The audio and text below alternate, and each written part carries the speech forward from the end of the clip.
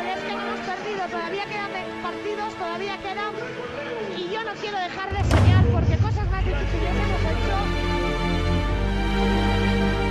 Madre mía, qué suerte ha tenido Aidado, madre de Dios, la jugada del playoff, la colgó Marcelinho, la bajó de espaldas Dorsey, balones para Lucy de 3.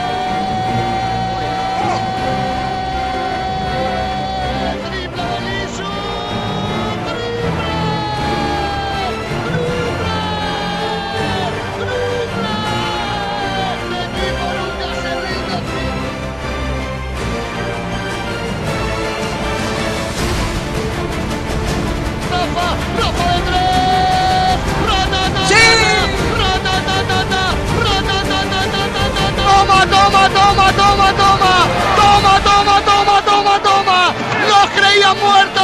¡Nos creían muertos! ¡Y hemos forzado el cuarto! ¡Viva la madre que os parió!